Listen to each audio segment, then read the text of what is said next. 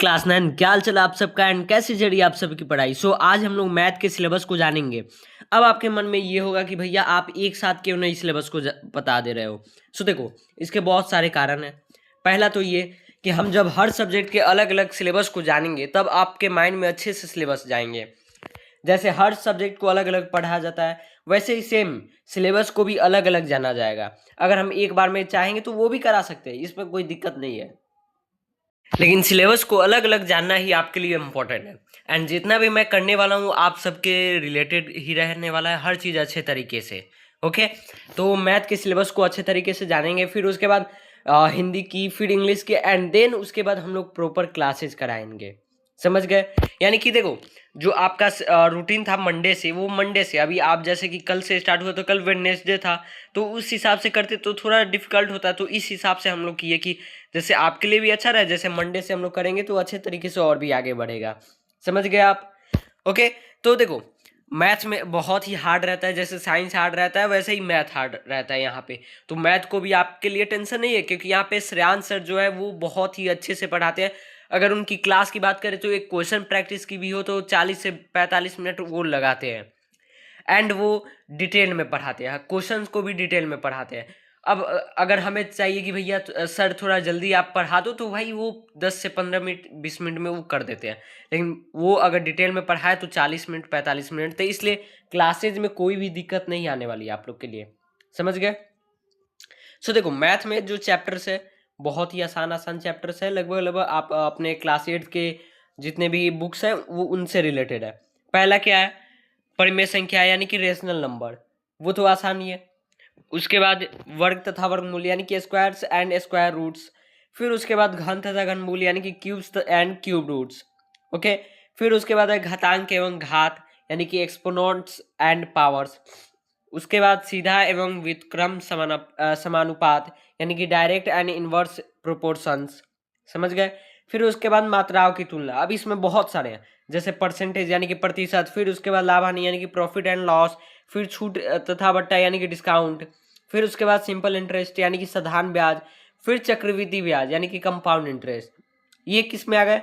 मात्राओं की तुलना यानी कि कंपेयरिंग क्वांटिटीज में। ओके, फिर उसके बाद हम लोग पढ़ेंगे बीजगणितीय व्यंजक एवं सर्वसमीका गुणनखंड सहित यानी कि algebraic expressions and identities including factorisation. ये बहुत ही आसान आसान चैप्टर्स है। ओके, बहुत ही आसान, एकदम डिटेल में पढ़ने वाले हैं हम लोग। ओके, डेली क्लासेज होगी, हर सब्जेक्ट का शेड्यूल मैंने कम्युनिटी पोस्ट में कर दिया है, उसे आप देख लेना। बहुत ही डिटेल में अच्छे तरीके से पढ़ाई होगी एंड एकदम बेस्ट होगी। ओके, उसके बाद आगे बढ़ते हैं। जब उसके बाद हम लोग फिर पढ़ेंगे एक चर की रैखिक समीकरण यानी कि linear equation in one variable. फिर उसके बाद चतुर्भुजों को समझना है यानी कि अंडरस्टैंडिंग क्वाड्रिलेटरल्स। फिर उसके अब चतुर्भुज में बहुत सारे आ गए, जैसे समांतर चतुर्भुज, फिर उसके बाद समचतुर्भुज यानी फिर उसमें आयत आ गए, वर्ग आ गए, फिर पतंग। ये किस में आ गए? चतुर्भुज में ही आ गए। ठीक, फिर उसके बाद क्षेत्रमिति यानी कि मेंसुरेशन पढ़ेंगे यानी कि समतल आकृतियों का क्षेत्रफल यानी कि एरिया ऑफ प्लेन फिगर्स। अब इसमें हम लोग पढ़ने वाले हैं स्क्वायर का, फिर रेक्टेंगल का यानी कि आयत का, फिर रोम्बस का यानी फिर उसके बाद पैरेललोग्राम यानी कि समांतर चतुर्भुज यानी कि उसके बाद समतल चतुर्भुज, समलंब चतुर्भुज सॉरी, फिर उसके बाद ट्रिएंगल यानी कि त्रिभुज, फिर उसके बाद वृत्त यानी कि सर्कल। ये किस में आ गए? मेंसुरेशन में। ठीक, फिर उसके बाद सेक्शन बी में क्या आ गया? पृष्ठीय क्षेत्रफल और आयतन यानी कि सरफेस एरिया एंड वॉल्यूम। इसमें तीन ही चैप्टर्स है, एक क्यूब यानी कि घन, फिर उसके बाद क्यूबॉइड यानी कि घनाभ, और सिलेंडर बेलन। बस इतना ही पढ़ना है आपको। उसके बाद एक और लास्ट है आंकड़ों का प्रबंधन, जिसमें बार ग्राफ, पाई चार्ट और डेटा व्यवस्थित प्रायिकता हो गई, जिसमें कि डाटा हैंडलिंग में आ गया क्या क्या? Bar graph, pie chart, organising data या और प्रोबेबिलिटी। ये भाई बहुत ही आसान चैप्टर्स है, जितना भी ये चैप्टर्स है वो बहुत आसान। आप अपनी क्लास 8 की बुक में देखोगे तो सेम यही चैप्टर्स रहने वाले हैं। समझ गए? बहुत ही आसान चैप्टर्स है ये, क्लास 9 के लिए बहुत ही आसान आसान चैप्टर्स है ये भाई। जैसे कि अगर आपने क्लास 6 का एग्जाम दिया होगा, ये बेसिक्स है तो ये बेसिक आपको समझ में आ गया होगा। क्लास 9 के लिए आप बहुत ही अच्छे से पढ़ पाओगे। तो कुछ बहुत ज़्यादा ये सिंपल चैप्टर्स है। ओके, अच्छे तरीके से हम लोग पढ़ेंगे। आपके श्रेयांश सर आपके लिए ये सारे चैप्टर्स पढ़ाने वाले हैं। ओके, एंड साइंस की बात करें, साइंस तो मैं पढ़ाने ही वाला हूँ, और बहुत ही अच्छे तरीके से हिंदी का। अब देखो, जो नेक्स्ट रहने वाला है वो हिंदी का सिलेबस डिस्कशन, फिर उसके बाद इंग्लिश का, या इंग्लिश का पहले फिर हिंदी का, दोनों कर सकते हैं। तो एक एक करके करने से हम लोग भाई सैटरडे तक सिलेबस डिस्कशन कंप्लीट कर लेंगे। ठीक, यहाँ पे बताता हूँ, सैटरडे तक, जो संडे रहेगा उस वो आप छुट्टी मनाओगे, उस दिन छुट्टी। फिर उसके बाद मंडे से लेकर आप डेली क्लासेज कर पाओगे, मंडे से डेली क्लासेज हो पाएगी आप सबके लिए। एंड जो हमारा टेलीग्राम ग्रुप है भाई, उसे जुड़ना मत भूलना।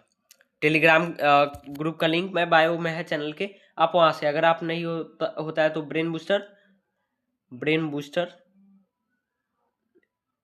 011 इतना आप सर्च करते हो तो आपको टेलीग्राम पे चैनल मिल जाएगा, ग्रुप मिल जाएगा।